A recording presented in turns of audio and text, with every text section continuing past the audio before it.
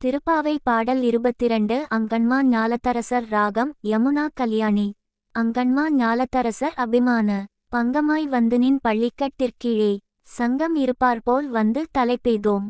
கண்ணா, எங்களை விட உயர்ந்த வீரர்கள் இருக்கிறார்களா என தங்களை பற்றி பெருமையடித்து கொண்டவர்களும் இந்த பரந்த பூமியை ஆட்சி செய்தவர்களுமான அரசர்கள் மிகுந்த பணிவுடன் உன் பள்ளி கொண்டுள்ள கட்டிலை சுற்றிலும் சச்சங்கத்துக்கு வந்த பக்தர்கள் போல் காத்து நிற்கிறார்கள். அவர்களைப் போல் நாங்களும் உன் அருகில் நிற்கிறோம். கிங்கினி வாய்ச்செய்த தாமரை பூப்போல செங்கண் சிறுகச்சிறதே எம்மேல் விழியாவோ. எங்கள் மீது கிண்கிணி என ஒலிக்கும் சிறுமணியின் வாய்ப்போலவும் தாமரைப்பூ மெதுவாக மலர்வது போலவும் உன் சிவந்த தாமரை கண்களை சிறுகச் சிறுக திறந்து விழிக்க மாட்டாயா?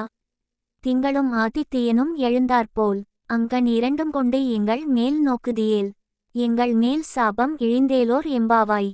சந்திரனும் சூரியனும் உதித்தது போல அந்த கண்களை கொண்டு எங்களை பார்ப்பாயானால் எங்கள் மீதுள்ள எல்லா பாவங்களும் சாபங்களும் தீர்ந்து விடுமே.